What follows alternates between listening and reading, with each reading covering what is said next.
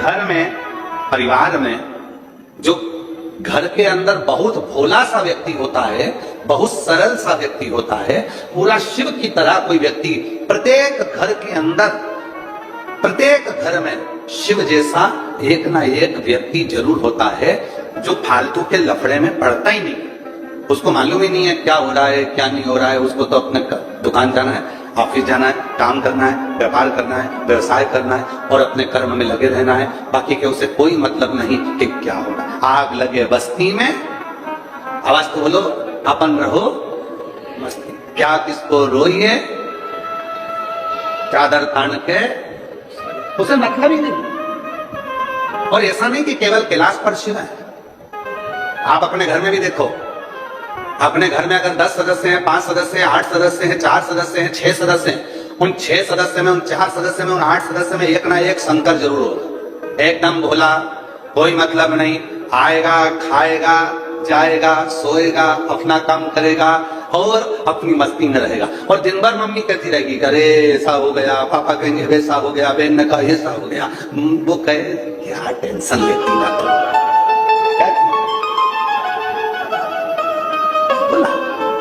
उसे मालूम है मैं बोल भी दूंगा तो कोई फर्क नहीं पड़ना, अगर मैं कुछ कह भी दूंगा तो कोई फर्क नहीं पड़ना, अगर मैं गुस्सा कर भी लूंगा तो कोई फर्क नहीं पड़ना। तो उसको मालूम है मम्मी ने तो पहले से बोल के रखा होगा कुछ ना कुछ, पापा जी ने भी कुछ ना कुछ बोला होगा, बहन ने भी कुछ ना कुछ बोला होगा, भाई ने भी कुछ ना कुछ बोला होगा। तो जो घर का शंकर होता है, घर का जो शिव होता है, वो बोलता ही नहीं है।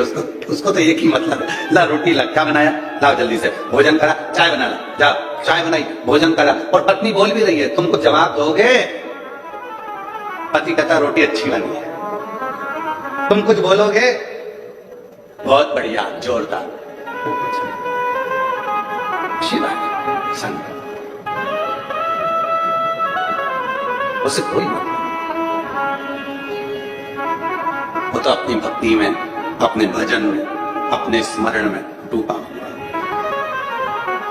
देव ऋषि नारद ने कहा क्या शिव जी को असुरों के बारे में मालूम नहीं? भगवान तुमरुका जी ने कहा। तुमरुका जी कहते हैं, नारद, शिव जी इन सब असुरों को कभी भी स्मरण नहीं करते। शिव जी मौन रहकर शांति पूर्वक बैठकर अपने तप साधना में लगे रहते हैं। अगर कोई जाकर बताए कि असुर ऐसे हैं तो शिव स्वीकार करते हैं कि ये असुर ऐसे हैं।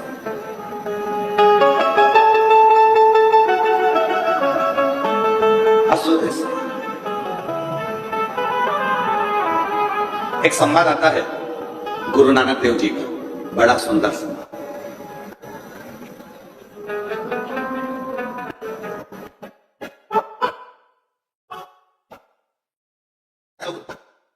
गुरु नानक देव जी 14 वर्ष की अवस्था, एकदम मौन, शांत, चुप। मां गुरु नानक देव जी से कहती है, नानक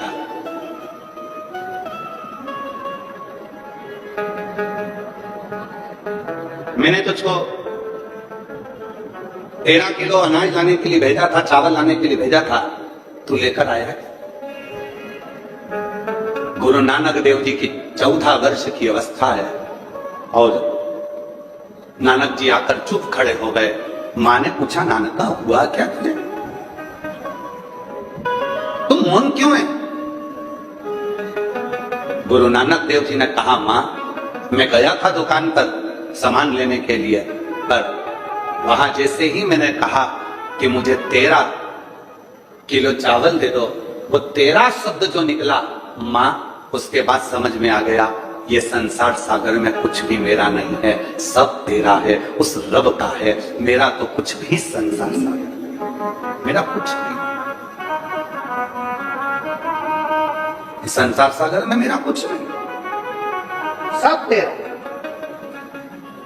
वैभव है तेरा है, धन है तेरा है, सब तेरा।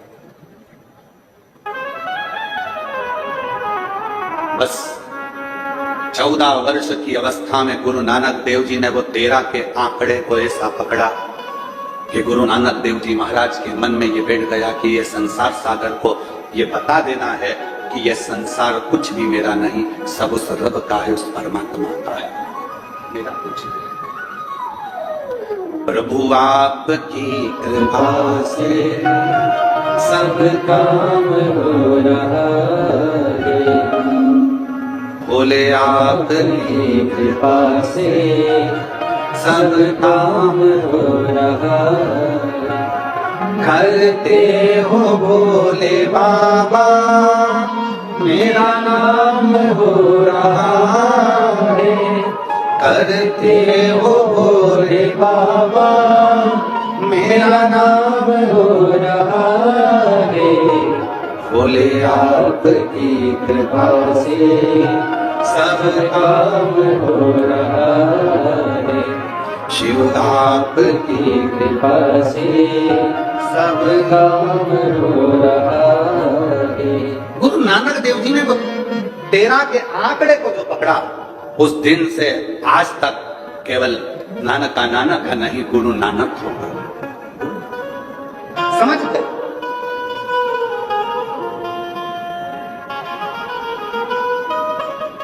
और गुरु नानक देव जी के वो शब्द आपकी जिंदगी में होना चाहिए, गुरु नानक देव जी की वो वाणी आपके हृदय में होना चाहिए।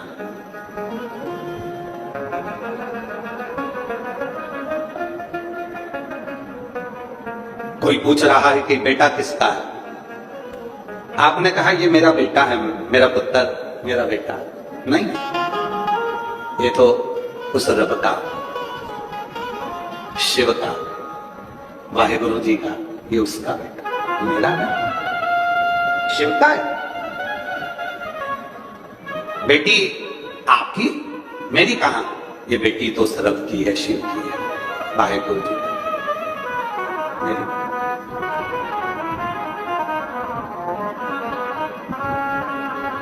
ये धन, ये दौलत, ये संपदा, ये वैभव, ये कुर्सी, ये पद, ये प्रतिष्ठा, सब मेरा कुछ भी नहीं है, सब उसी का है। उसने तो मुझे बस लाकर बिठाया है कि तुझे संभाल, ये मेरा नहीं। शिव महापुराण के महत्तम में वेदव्यास जी ने वर्णन किया, कथा का जजमान मिल नहीं रहा था तो कथा का जजमान चंचुला देवी ने शिव और पार्वती को बनाया, शंकर का। कल कथा में दर्शन करे थे ईश्वर गोरा के, शिव पार्वती यजमान बने थे। कथा बांटने वाला कोई नहीं मिल रहा था। चंचुला देवी देव ऋषि नारद जी के पास जाकर बोलती हैं कि आप कथा कर दो।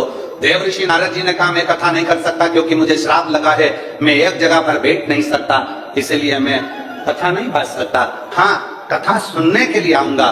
तो कहा कथा भी नहीं सुन पाओगे, बार बार जाना आना लगा रहेगा क्योंकि तुमको श्राप लगा है कि तुम एक जगह बैठ नहीं सकते।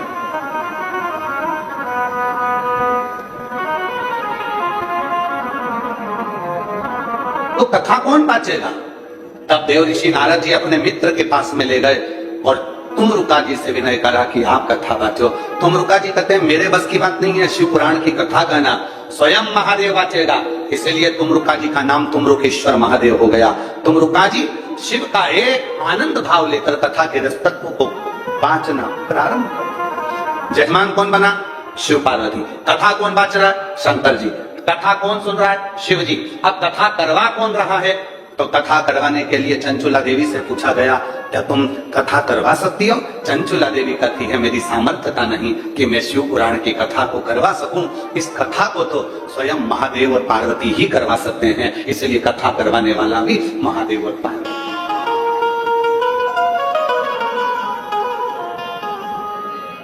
हम जब परसों आए शाम को अमरजीत सिंह मेहता जी के घर पर जब पहुंचे, बड़ा भाव है इनका, बड़ा बहुत भाव।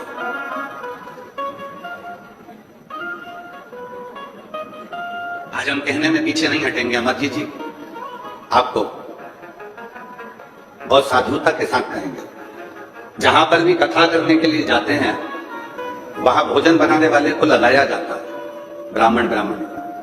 और अमरजीत जी हम धन्यवाद देते हैं आपकी धर्म पत्नी को, जीजी भाई को, कि 3 बार कथा करने के लिए यहाँ आए और तीनों बार भले ढेरों सारों काम करने वाले लगे हों, नौकर चाकर ढेर सारे काम करने वाले सेवादार लगे हों, पर भले सबका भोजन कोई भी बनाए, पर हमारी जीजी भाई अमर सिंह जी मेहता जी की धर्म पत्नी हम ये तीसरे वर्ष में देख रहे हैं, 7 दिन जब तक हम इनके यहाँ रहते हैं तब तक हमारे भोजन बनाना भी स्वयं, हमारे बर्तन को साफ भी स्वयं, और भोजन सब्जी काटना, संभालना, बनाना, सब सामग्री एक जैसे माँ अपने बेटे को भोजन कराती है, अन्नपूर्णा की तरह हमारी जीजी भाई हमको परेशान मैं साधुता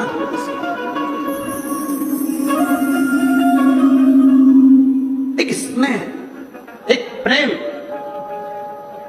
सुबह विकास पंडित जी ने इनसे पूछ लिया, आप किसके लिए भोजन बना रही हो? गुरु जी के लिए, माता जी? तो माता जी कहती है नहीं नहीं नहीं, जो गुरु जी के ऊपर ठाकुर जी बैठे हैं, शंकर जी बैठे हैं, शालिग्राम जी बैठे हैं, हम तो उन भगवान के लिए भोजन तैयार करते हैं, और वो भोजन जब भगवान पा लेते हैं तो उस भोजन में ऐसा स्वाद आ जाता है, स्वयं प्रसाद बन जाता है। ये उनके हृदय का भाव। आज हमें विकास जी बता रहे थे तो हमने कहा कि ये भीतर जो शिव बैठा, भीतर जो शंकर बैठा, ये उसकी प्रसन्नता, ये उसकी आनंद।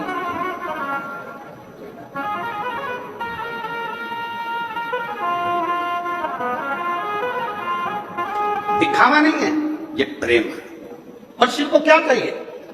कल कथा में कहा था 8 घंटे, 24 घंटे, 10 घंटे बैठकर आप भगवान का नाम जाप करिए। भगवान से आप आशा मत रखना कि भगवान तुम्हें मिल जाए। 8 घंटे बैठकर भी अगर आप भजन करोगे, 10 घंटे तक बैठकर अभिषेक कर रहे हो, लाओ गन्ने का रस लाओ, लाओ मैंगो का रस लाओ, लाओ ये लाओ, लाओ वो लाओ, सारी दुनिया की सामग्री लाकर तुमने शंकर जी को सारा रस चढ़ा दिया, सारा दूध चढ़ा दिया, दही चढ़ा दिया, ढेरों सामग्री तुमने शिव जी को चढ़ा दी। भूखे भी रहे, प्यासे भी रहे, और खूब 24 घंटा तुम शंकर जी पे सेवा भी करते रहे, और तुम सोचो कि शिव जी मुझ पर कृपा कर दें। शंकर कहते हैं कि मैं दिखावे से परे हूं, तू कुछ मत दे, केवल एक बार मौन होकर, शांत होकर, हृदय से मुझे पुकार कर दे, श्री शिवाय नमस्तुभ्यम बोल कर दे, ओम नमः शिवाय बोल कर दे। जब तेरे हृदय की वाणी मुझ तक पहुंचेगी, तुझे कुछ नहीं देना पड़ेगा, मैं खुद तेरे पास आकर खड़ा हो जाऊंगा। स्वयं कोई वस्तु की चाह शिव को नहीं है। एक पत्र आया है, अच्छा है।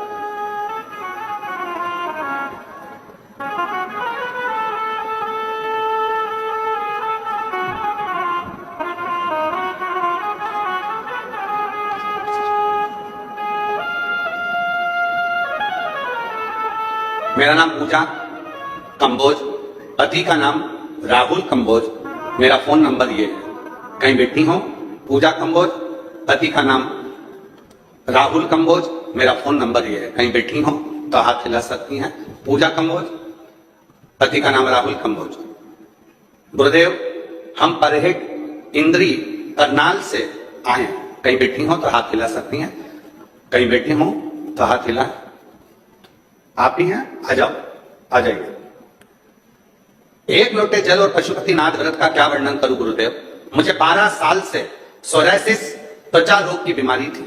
12 साल से मेरे को सोरायसिस की बीमारी है। 12 साल हो गए दवाई खाते खाते, लेकिन ये बीमारी ठीक ही नहीं होती। डॉक्टरों ने बोल दिया कि ये ठीक नहीं होगी, चाहे कितनी भी दवा करा लो, चाहे कितनी भी दवाई खा लो, सोरायसिस कभी ठीक नहीं होता। डॉक्टरों ने भी कह दिया ये बीमारी कभी ठीक नहीं होगी। गुरुदेव, आपकी कथा में सुनना प्रारंभ करी।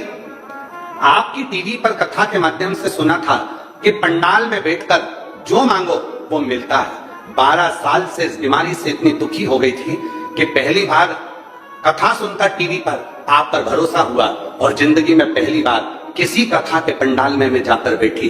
घरोंडा करनाल में 17 मई को मैं कथा सुनने के लिए पहुंच गई। आज से 1 महीने पहले मैं घरोंडा करनाल की कथा में 17 मई को घरोंडा करनाल में कथा सुनने के लिए आई। 17 मई को घरोंडा करनाल में कथा सुनने के लिए आई, और गुरुदेव अभी 1 महीना ही हुआ है मैंने वहां जाकर बाबा को प्रणाम करा। करनाल में कोई कुछ बोलता रहा, कोई कुछ बोलता रहा, पर मेरा मन तो भगवान शिव में लगा रहा। गुरुजी, आप ही की कथा में सुना था कि चित्त कथा में लगाना, दुनिया तो कुछ भी बोलती रहेगी, उनके विचारों को मत सुनना, बस मन बाबा में लगाना। मैं भी 12 साल से चर्म रोग था, सोरायसिस की बीमारी थी, पहुंच गई 17 मई को घरुना, वहीं पर बैठकर कथा सुनी। पंडाल में जगह नहीं थी, मंडी में बैठ गई। कथा सुनने के बाद में जब सब चले गए तब मैं अंदर गई पंडाल में। वहां की मिट्टी को मैंने अपने पूरे शरीर पर लगा लिया, थोड़ी सी मिट्टी बांध कर ले आई और फिर मैं सीधे कुबरेश्वर धाम चली गई। वहां से रुद्राक्ष लेकर आई, उस रुद्राक्ष को पानी में गलाती, उस पानी को पीना चालू करा और बाबा की ऐसी कृपा हुई गुरुदेव, जो 12 साल में नहीं हुआ वो 1 महीने में आज मैं पूरी ठीक होकर पंडाल में भटिंडा की कथा सुनने के लिए आई। जो 12 साल में नहीं हुआ वो 1 महीने में मैं ठीक होकर बाबा के मंदिर में जल चढ़ाती, लाकर पीती। आज बाबा की कृपा से 1 महीने के अंदर मेरे बाबा ने मेरी सोरायसिस की बीमारी को मिटा दिया। मैं बाबा को यहाँ प्रणाम करने आई। एक लाइन बड़ी सुंदर लिखी है, आप भी गुनगुना। जो दिल से मांगोगे वो दिल से दे देगा, मेरा भोला भंडारी है, खाली झोली भर देगा।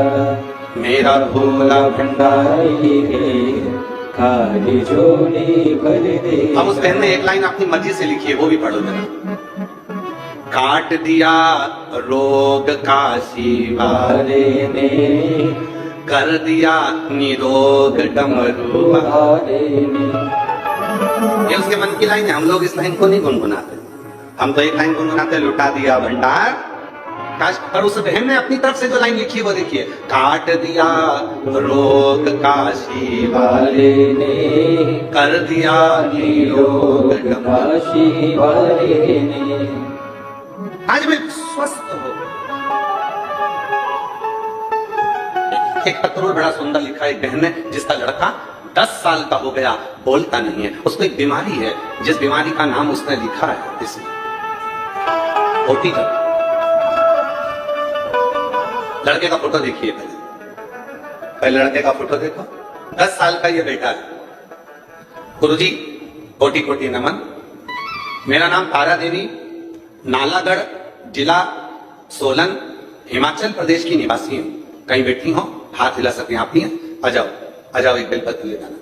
गुरुजी मेरा नाम तारा देवी, नालागढ़ जिला सोलन हिमाचल प्रदेश की निवासी हूं। गुरुजी मेरा पोता अक्षित शर्मा, आयु 10 साल है। गुरुजी वो बोलता नहीं था, डॉक्टरों को बहुत दिखाया पर वो ठीक नहीं हुआ। डॉक्टरों ने से ऑटिज्म नाम की बीमारी बताई।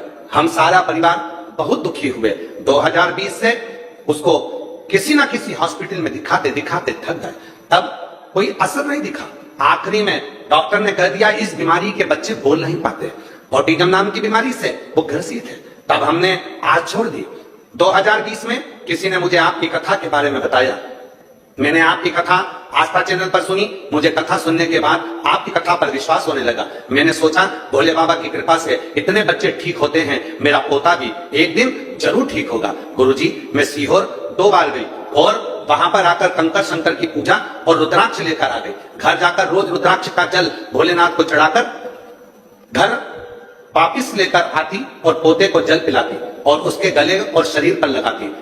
गुरुजी अब हमारा पोता धीरे धीरे बोलने लग गया और समझने भी लग गया। गुरुजी मैं पहले 2024 में 2025 में भटिंडा की कथा में आई थी और अपने पोते को भी लाई थी। यहाँ की मिट्टी को लगाकर मैं अपने पोते को लेकर चली गई थी और आज बाबा की कृपा से उसी भटिंडा में आज खुश होकर अपने पोते के लिए बधाई देने आई हूँ कि अब मेरा पोता पूरी तरह से ठीक हो गया। बाबा की कृपा से मेरा पोता बोलने लगा और समझने लगा। और एक लाइन लिखी है, आप भी गुनगुनाएंगे। लुटा दिया भंडार काशी वाले ने, कर दिया माला माल काशी वाले। एक विश्वास शिव के प्रति, एक भरोसा।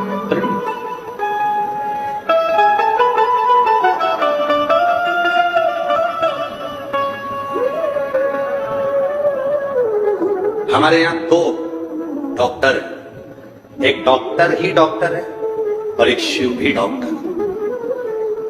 हमारे यहाँ डॉक्टर को शिव कहते हैं।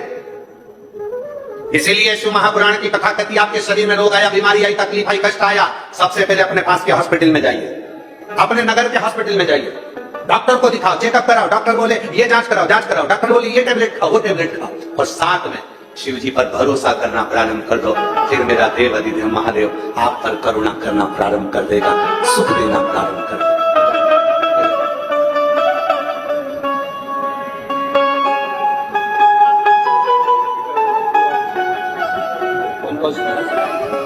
आपकी बहन पूजा कम्बोज आज आई नहीं है, उनकी बहन है और सोराइसिस की बीमारी से पूर्ण तरह से ठीक हो गई। एक बार जोरदार ताली बजा करिए उनको।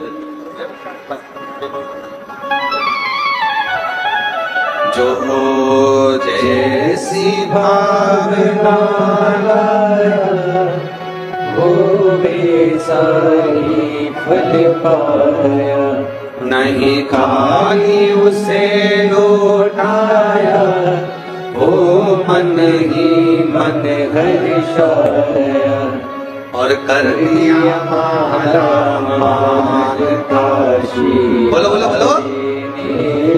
लुटा दिया भंडार काशी वाले ने, लुटा दिया भंडार काशी वाले ने, लुटा दिया भंडार काशी वाले ने, कर दिया माला माल काशी वाले ने, लुटा दिया भंडार काशी वाले ने, लुटा दिया भंडार काशी वाले ने, कर दिया माला माल। रोते नहीं कुछ होता है,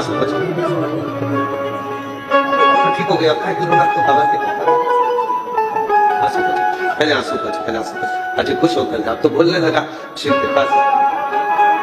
आप ही का पोता 10 साल का बोलता नहीं था, ऑटिज्म बीमारी, आज बाबा की कृपा से ठीक हुआ है। एक बार जोरदार ताली बजाकर साथ होते नहीं आप पहले आंसू खुश आंसू बाबा के आंसू खुश होकर थे एकदम मस्त।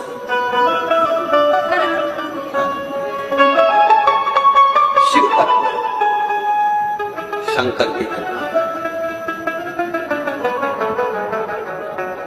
बीमारी आई है, तकलीफ आई है, अपने पास के हॉस्पिटल में जाओ, डॉक्टर को दिखाओ, डॉक्टर को शिव मानो, शिव वो जैसा बोले वैसा करो।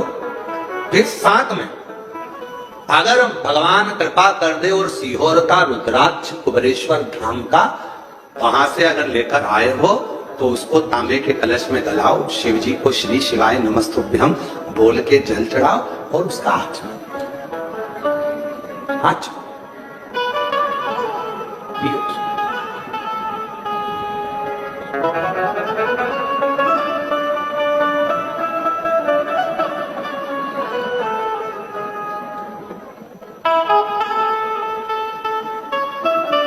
शिव महापुराण में 1 मुखी से लेकर 14 मुखी तक रुद्राक्षों का वर्णन, और स्कंद पुराण में 1 मुखी से लेकर 21 मुखी तक रुद्राक्षों का वर्णन। कौन सा रुद्राक्ष क्या फल देता है, कितना असर करेगा कौन सी चीज पर, एक एक चीज का महत्व शिव पुराण के अंतर्गत है। ठीक है,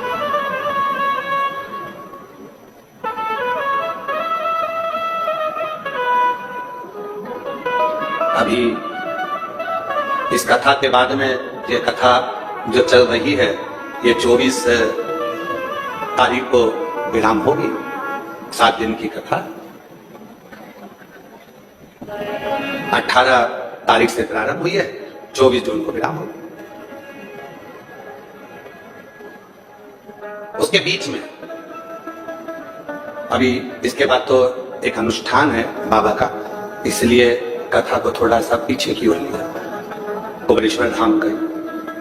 तो उस अनुष्ठान में हम रहेंगे, तो बीच में छुट्टी ही है थोड़ा, और उसके बाद में कथा हम प्रयास करेंगे कि ऑनलाइन उसमें आपको 1 मुखी से लेकर 14 मुखी और 1 मुखी से लेकर 21 मुखी कौन सा रुद्राक्ष किस स्थान पर रख दिया जाए कि उसकी वहां पर ऊर्जा इतनी तीव्र रहे कि व्यक्ति के जीवन के सारे दुखों का नाश होना प्रारंभ हो जाए।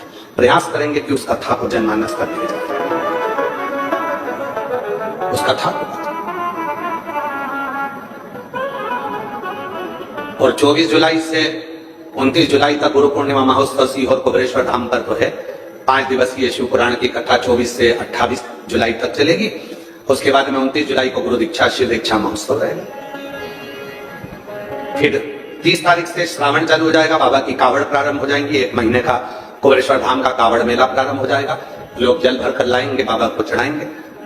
और जो कुबेरेश्वर धाम की मूल कावड़ प्रदोष की जो जाती है, जिस कावड़ को हम स्वयं साथ में लेकर चलते हैं, सुबह 9 बजे 25 अगस्त को वो कावड़ भौम प्रदोष, मंगल प्रदोष के दिन, भौम प्रदोष के दिन सुबह 9 बजे मां सीवन तट से प्रारंभ होकर कुबेरेश्वर धाम तक 11 किलोमीटर बाबा के नाम का घोष करते करते चलेगी। तो अब की बार 2026 की जो कावड़ है, भौम प्रदोष के दिन 25 अगस्त के दिन, प्रदोष के दिन सुबह 9 बजे सीवन मां के तट से चालू होकर सीधे कुबेरेश्वर धाम 11 किलोमीटर पैदल पैदल चलेगी। तो जो कावड़ में आने वाले हैं वो लोग भी आएंगे, और साथ में जो 1 महीने की कावड़ भरने वाले हैं, जब आपका मन करे तब अपने धाम जाकर बाबा को जल चढ़ा सकते। शिव तक शिव की प्राप्ति का केंद्र बिंदु है आपका एक विश्वास, एक भरोसा।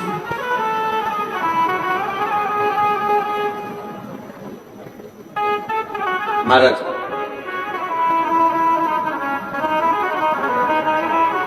दुनिया के जितने मंत्र हैं,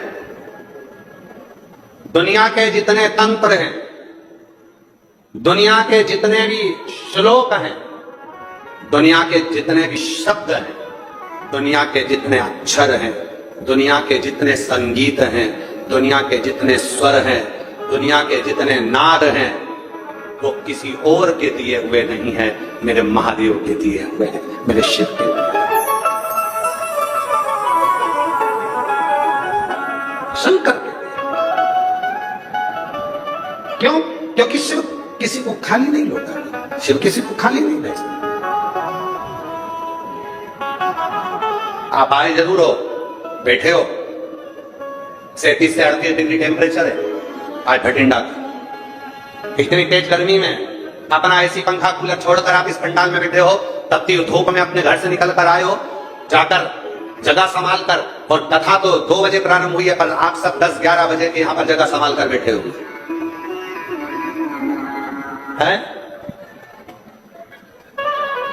10 बजे से सुबह 8 बजे से बैठे हो।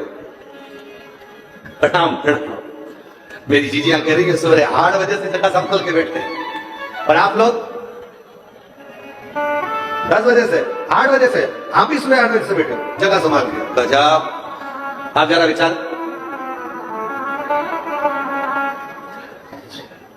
आप जरा विचार करिए, सवेरे 8 बजे से जगह संभाल कर बैठना और कथा का इंतजार करना। लोग कहते हैं साधु बड़े, संत बड़े, सन्यासी बड़े, हम कहते हैं हमारे शिव भक्त बड़े, जो बैठकर भगवान की साधना में इतने इतने घंटों तक भगवान के लिए इंतजार करते हैं। और फिर बाबा क्यों ना दे।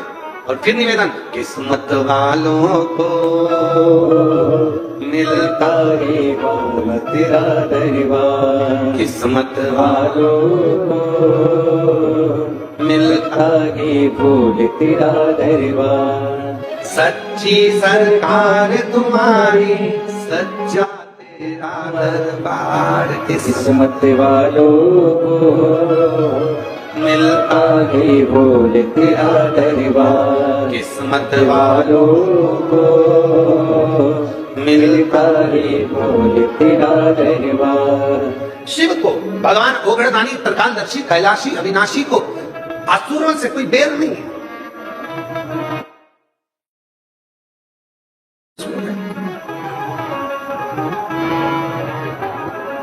शिव असुर देखते ही नहीं। भगवान ओगड़दानी असुर नहीं देखते। मेरे शंकर भगवान आपको असुर तत्व नहीं देखेंगे।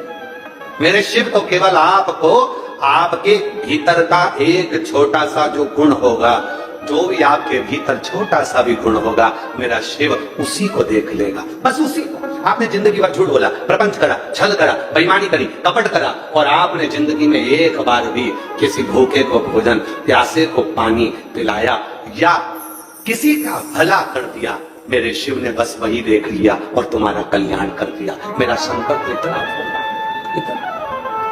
दिखता ही।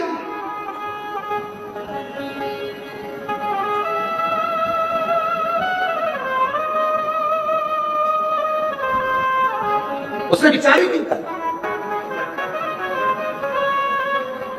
शिव तत्व कह रहा है, भगवान शंकर की कथा करिए, शिव महापुराण की कथा करिए। कल आपको कथा में कहा था, एक तरफ गंदगी पड़ी है, एक तरफ 500 का नोट पड़ा है, एक तरफ गंदगी पड़ी है, एक तरफ सोना पड़ा है, एक तरफ गंदगी पड़ी है, एक तरफ चांदी पड़ी है, एक तरफ गंदगी पड़ी है, एक तरफ हीरा पड़ा है। आप गंदगी से निगाह फेर लोगे, पर अगर सोने जैसी कोई चमकदार चीज दिख गई तो उसको 3 से 4 बार देखोगे। सोना ही है,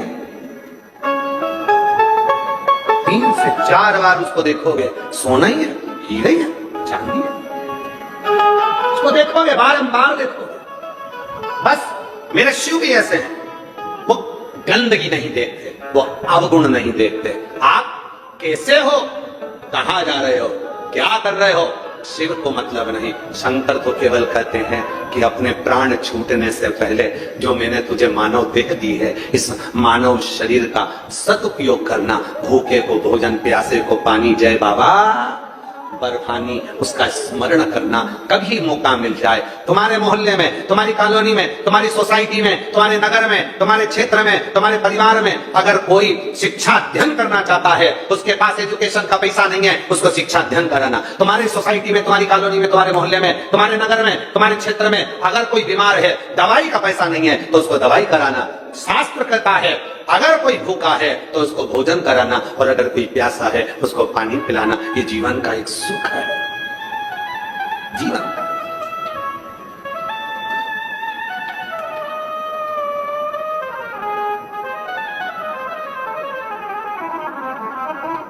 आप किसी का आदर देकर जो सुख है, सारे मंत्र, साधना, तंत्र, विद्या, दुनिया के जितने तंत्र मंत्र है, दुनिया के जितने मंत्र है, दुनिया की जितनी साधना है, सबका उपासक शिव ही है, सब। और शिव को आडंबर प्रिय नहीं, दिखावा प्रिय नहीं, भक्ति प्रिय।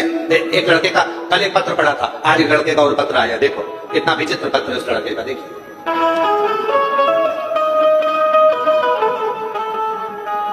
लड़के का फोटो देखो, फिर पत्र देखो। कल भी एक लड़के का पत्र पड़ा था जिसने अपनी मम्मी से जिद कर ली थी, क्या भोलेनाथ मेरा सरकारी नौकरी लगा सकते हैं। आज एक लड़के ने दूसरी जिद पकड़ी, अब उसका पत्र देखिए, पहले फोटो देखो, और फोटो देखने के बाद में अब पत्र देखिए। मैं राधा देवी, पति का नाम सुशील कुमार, गांव अमरपुरा, जालू, तहसील संगरिया, जिला हनुमानगढ़, राजस्थान की निवासी हूं। कहीं बैठी हो तो आ सकती हूँ, अगर कहीं बैठी हो तो आ सकती हूँ। राधा देवी, पति का नाम सुशील कुमार, गांव अमरपुरा, जालू, तहसील संगरिया, जिला हनुमानगढ़, राजस्थान की निवासी हूँ। मेरा मोबाइल नंबर यह है, कहीं बैठी हो तो आ सकती है। आप ही हैं, ऐसा हाथ हिला दो एक बार, हाँ हिलाइए, ऐसा आ जाइए, बेलपत्र लेकर जाइए। एक लोटे जल का क्या बखान करूं गुरुदेव। मेरा बेटे का नाम सुधीर है, जिसकी फोटो लगा रही हूँ। 6 साल से सरकारी नौकरी की तैयारी कर रहा था। 2023 में उसकी सीआरपीएफ में जॉब लग गई। सीआरपीएफ में जॉब लग गई जो उसे पसंद नहीं आई। उसने कहा मां मुझे ये नौकरी पसंद नहीं है सीआरपीएफ की, और उसको जॉब पसंद नहीं आई, उसने छोड़ने का मन बना लिया। तब मैंने अपने बेटे से पूछा कि तुझे कहां का जॉब चाहिए। सरकारी जॉब मिल गया, सीआरपीएफ में नौकरी मिल गई, अब तुझे क्या चाहिए। मां मुझे रेलवे में नौकरी करनी, और मुझे रेलवे की नौकरी चाहिए। मां ने कहा कि बेटा जो मिल गई उसको कर लो। ना ना मुझे रेलवे की करनी। बेटे ने तुरंत नौकरी का रिजाइन दे दिया। बाद में लोग बगावत पर उतर दिए, कहने लगे भगवान ने इतना अच्छा नौकरी दिया, मौका देता है, अब उसकी जॉब नहीं लगेगी, ये पक्का है, अब कभी इसकी जॉब नहीं लगने वाली। बेटे से कहा बेटा तू क्यों नौकरी छोड़ रहा, अच्छी जॉब लग गई है, कर ले। बेटा कहता है मां तू सीहोर वाले बाबा पर इतना भरोसा करती है, तो मैं भी तो देखूं कि सीहोर वाला बाबा क्या मेरी रेलवे में नौकरी लगा सकता है। मैंने मेरे बेटे से कहा कि तू क्यों परीक्षा लेता है सीहोर वाले बाबा की, तू तो शिव जी पर एक लोटा जल चढ़ा, अब तूने छोड़ दी नौकरी, कोई बात नहीं, वापिस तैयारी कर और शिव पर एक लोटा जल चढ़ा। मेरा बेटा शिव मंदिर जाने लगा, लोटा भर जल चढ़ाने लगा, पढ़ाई को 4 गुना कर दिया, टीवी पर कथा भी देखता गुरुदेव। तब बेटे ने भटिंडा और सिरसा दोनों जगह आकर कथा को श्रवण करा पूर्व में, और शिव जी की ऐसी कृपा हुई, कावड़ भरकर बेटा आया, और बाबा की कृपा से 3 महीने भी नहीं हुए और बेटे का चयन रेलवे पुलिस में हो गया। अब बाबा की कृपा से रेलवे में चयन हो गया, फिर बेटे ने मेहनत कर कर वापिस एग्जाम देना प्रारंभ करा और उसका चयन रेलवे में ही ट्रेन मैनेजर के पद पर हो गया। आज मैं आपको धन्यवाद देने के लिए, बाबा को नमन करने के लिए आई हूँ। गुरुदेव, ये भटिंडा की भूमि पर हम पहले भी कथा अपने बेटे के साथ सुनकर गए और बाबा ने हमारी झोली भरी। आज फिर भटिंडा में हम धन्यवाद देने के लिए आए हैं। बाबा, आज मेरा बेटा ट्रेन मैनेजर पद पर नियुक्त हो गया रेलवे में। मैं शिव को नमन करने के लिए। शिव, एक विश्वास किसको कर, भरोसा किसको, दृढ़ता किसको।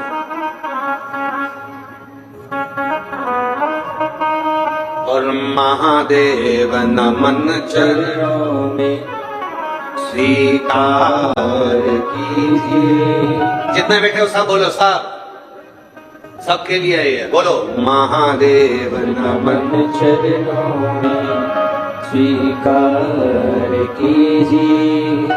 सबका किया है मेरा भी उद्धार कीजिए, उद्धार कीजिए। हे त्रिपुंडधारी, हे त्रिशूलधारी, हे त्रिपुंडधारी, हे त्रिशूलधारी। चरणों में तेरे बाबा जी पावन है चारों धाम।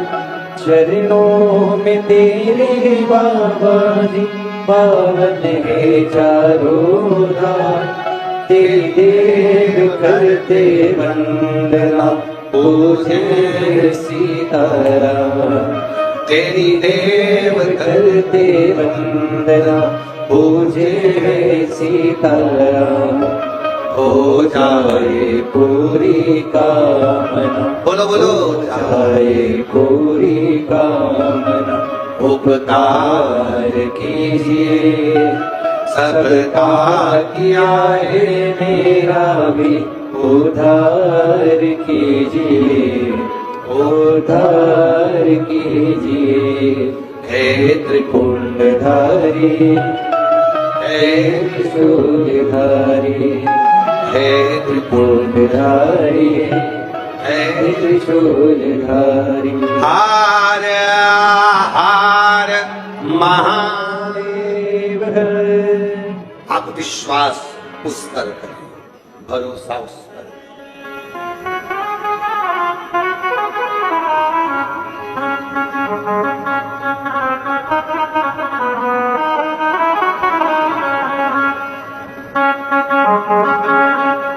एक भरोसा,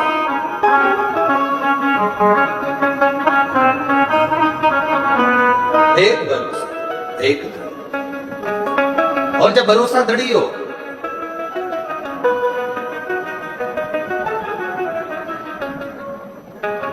चूके ना, हाजी चूके ना, चूके ना, हो जी चूके ना, चूके ना कोई तेरा काम रे, भजले हो रापति।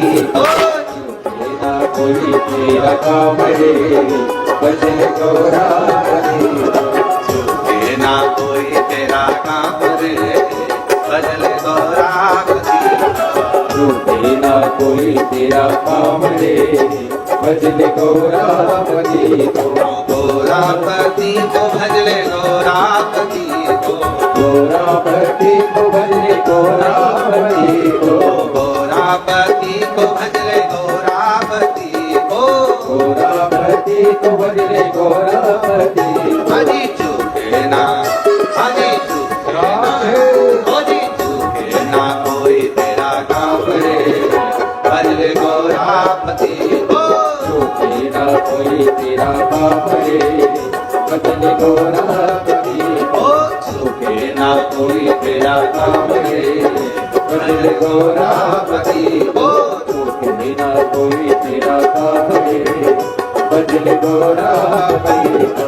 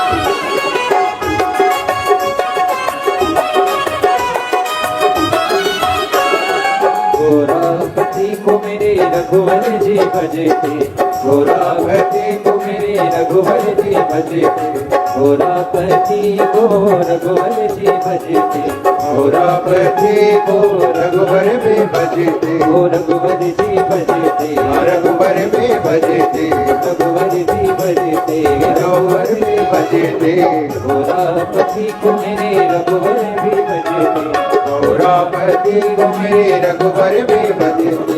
जीत लिया, ओ जीत लिया, ओ जीत लिया लंका का रावणे, भजले गोरापति को जीत लिया लंका का रावणे, भजले गोरापति को सुख बिना कोई तेरा कावरे, भजले गोरापति को सुख बिना कोई तेरा पावे, भजले गोरापति को।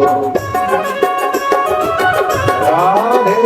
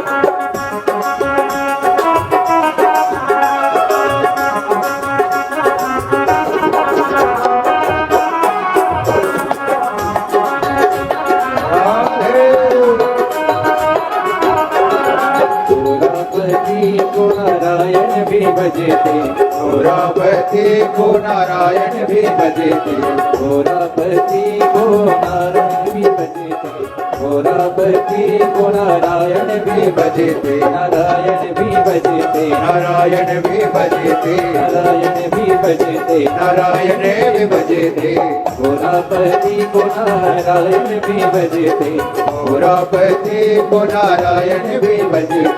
मिल गया ओ मिल गया ओ मिल गया ओ मिल गया, मिल गया वैकुंठ धाम रे, भजले गोरापति को मिल गया वैकुंठ धाम रे, भजले गोरापति को सुख बिना कोई तेरा काम रे, भजले गोरापति को सुख बिना कोई तेरा काम रे, भजले गोरापति को।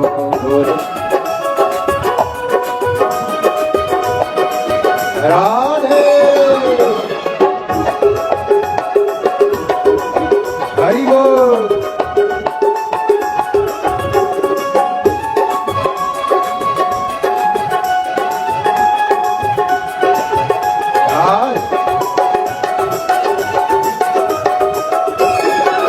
जय हो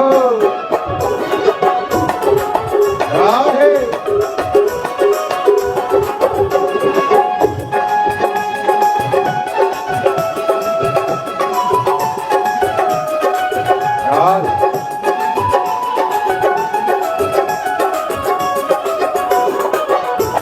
जय हो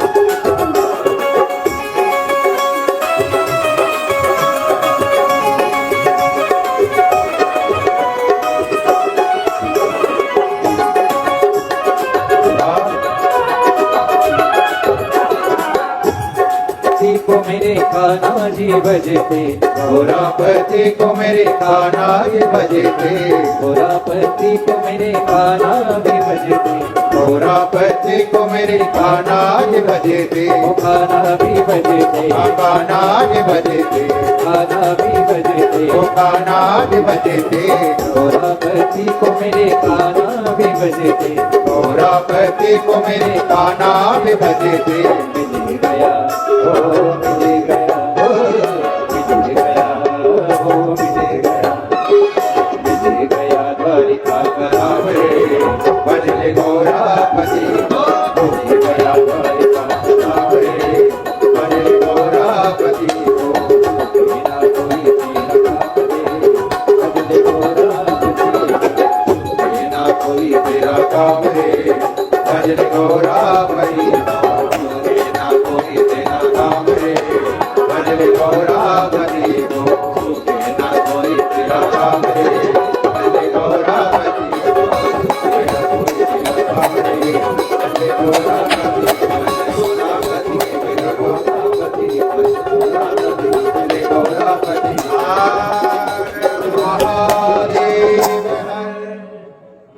अपने स्थान पर बैठकर भगवान शिव जी को अपने मन का भाव कहेंगे, प्रार्थना करेंगे, निवेदन करेंगे, विनती करें। जहां जगह मिले वहां बैठकर बाबा को अपने मन का भाव कहिए, प्रार्थना करिए, विनय करो, निवेदन करो, विनय करो, विनती करो।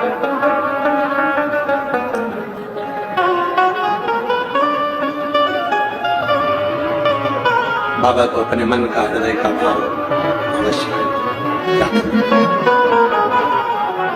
दिल से विनती करो, निवेदन करो,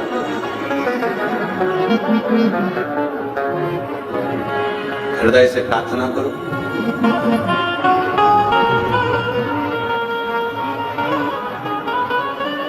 आपकी आवाज इस व्यासपीठ तक पहुंचे, व्यासपीठ और आपकी आवाज भगवान देवादिदेव महादेव तक पहुंचे। उस भाव से बाबा को निवेदन करें।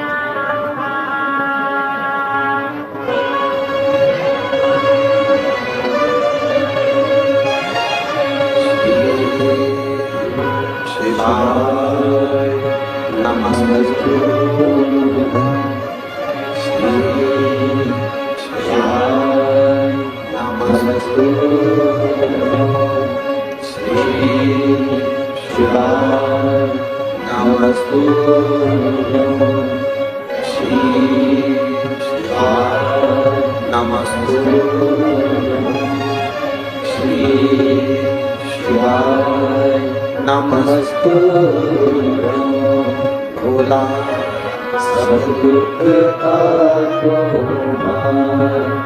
भोला सब दुख का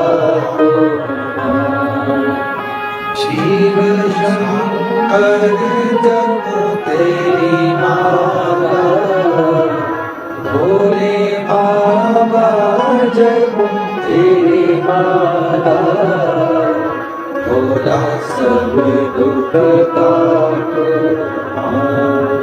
भोला सब दुख का देश मंगलकारी, देश मंगलकारी, शमशान वासी हमारा, शमशान वासी हमारा, ओ भोला सब दुख काटो हमारा, ओ भोला सब दुख काटो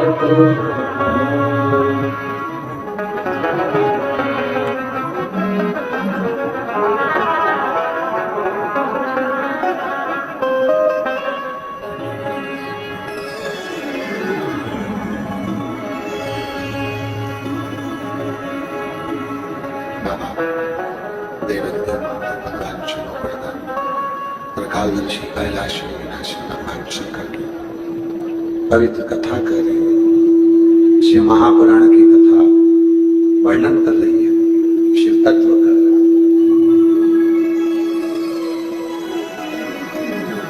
है। शिव असुरों के अवगुण ना देखते हुए उनके गुण देख लेते।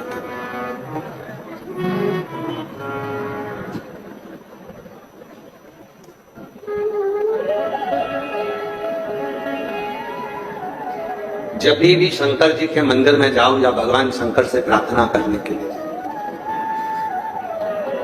तो उनसे कहा करो, धन देना, प्रतिष्ठा देना, यश देना, वैभव देना, संतान देना, संतति देना, बुद्धि देना, सब कुछ देना, पर उसके साथ में 3 चीजें जरूर देना। पहला, चेहरे की मुस्कुराहट। दूसरा, पेट में भूख, भोजन की। और तीसरा, पलंग पर नींद जरूर देना। ये 3 चीजें बहुत जरूरी। 3 चीजें, धन देना, दौलत देना, संपदा देना, सत्ता देना, वैभव देना, सब कुछ दो बोलेना, पर उसके साथ में ये 3 चीजें जरूर दो। क्या क्या? पहले नंबर पर जम के बोलो, चेहरे की मुस्कुराहट। आवाज नहीं आई, जम के बोलो, पहले नंबर पर। दूसरे नंबर पर पेट की भूख। भोजन करूं मैं, भूख लगे, पचे, ऐसा मेरा पेट, भूख दे। कई बार धन बढ़ जाता है, वैभव बढ़ जाता है, सत्ता बढ़ जाती है, धन, संपदा, सुख सब बढ़ जाता है, तो चेहरे की स्माइल चली जाती है और भूख चली जाती है। भूख ही चली, भोजन ही नहीं, भोजन खाता ही नहीं। तो पहले नंबर पर भोलेनाथ जी से कहना, सब कुछ देना, पर उसके साथ देना चेहरे की मुस्कुराहट। दूसरे नंबर पर देना पेट की भूख। और तीसरे नंबर पर देना पलंग की नींद। बाबा ऐसी कृपा जरूर करना कि ऐसा धन, ऐसा वैभव दे, उसके साथ में सुख ऐसा देना कि मैं पलंग पर जैसे ही सोऊं वैसी मेरी आंखों में नींद आ जाए और मैं आराम से सो सकूं, मुझे किसी गोली को खाने की जरूरत ना पड़े।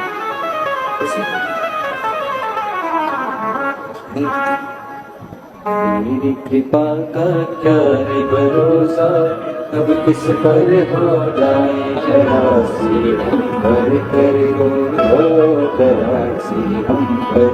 बेटे की नौकरी रेलवे में लगी है, एक बार जोरदार ताली बजाकर साथ हुआ देंगे। बेटे से माँ ने कह दिया था, तू चिंता ना कर, शिव की भक्ति कर। और यही भटिंडा में पहले कथा श्रवण कर गए और बाबा से विनय कर साथ।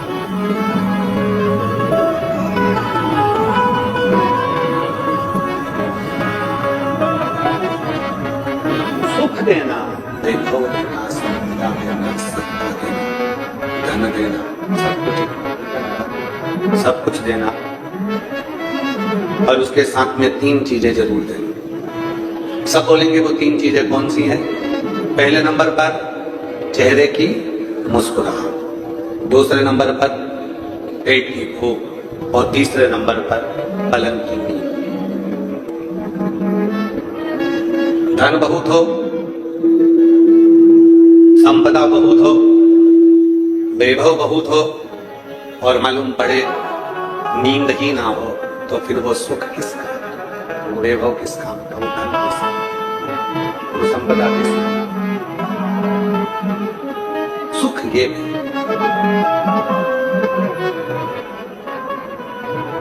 और चौथे नंबर पर एक चीज और मांग लेना भोले बाबा से कि हमारे भीतर शंका का जन्म ना हो। भीतर शंकर आए पर शंका ना। किसी ने खूब कहा है कि राम जी रावण को तो मार सकते थे, पर राम जी शंका को नहीं मार सकते।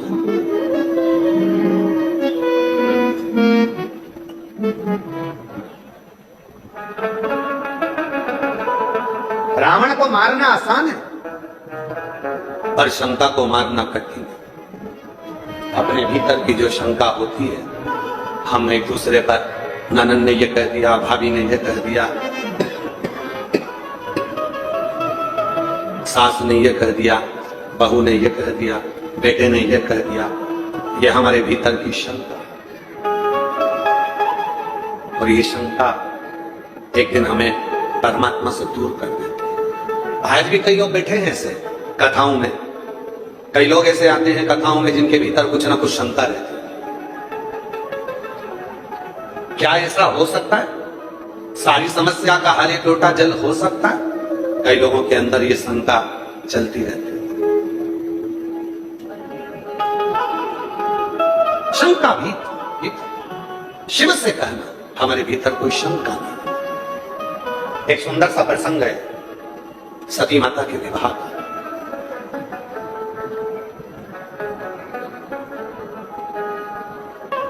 स्वयंवर रखा गया माता सती का दक्ष प्रजापति। और सती कौन? दक्ष प्रजापति के घर में कई कन्याओं का जन्म हो गया। कन्याओं के जन्म के बाद दक्ष प्रजापति ने फिर मां जगत जननी दुर्गा की आराधना साधना करी और विनय करा कि मेरे घर में एक बेटी का जन्म हो जाए, मेरे घर में एक बेटी का जन्म और।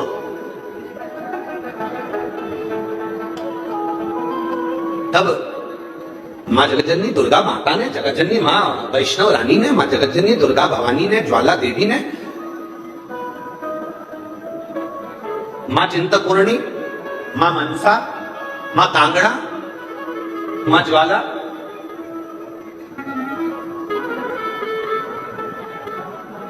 देवी ने आकर दर्शन दिया दक्ष प्रजापति को। दक्ष प्रजापति से कहा कि तुम बेटी मांग रहे? बेटी? हाँ, एक बेटी मेरे घर में और हो जाए। तुम्हारे घर में इतनी सारी बेटियों का जन्म हुआ और उसके बाद फिर बेटी मांग रहे हो? हाँ, मुझे एक बेटी और चाहिए। तब मां दुर्गा भवानी ने, जगत जननी जगदम्बा अम्बा पार्वती जी, स्वयं मां दुर्गा माता ने, वैष्णव देवी ने, मां अम्बा जगदम्बा शेरावाली ने कहा कि दक्ष प्रजापति अब तुम बेटी मांग रहे हो तो बेटी ढूंढने कहां जाऊंगी? मैं खुद तेरे घर में बेटी बनकर जन्म लूंगी। पर सुन दक्ष प्रजापति, मैं बेटी बनकर आ तो जाऊंगी पर तू मुझे पहचान नहीं पाएगा, तू मुझे जान नहीं सकता।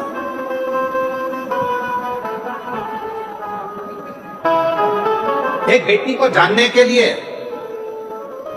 पूरा जीवन निकल जाता है मनुष्य का, एक बेटी को जानने। एक बड़ा सुंदर सा चरित्र है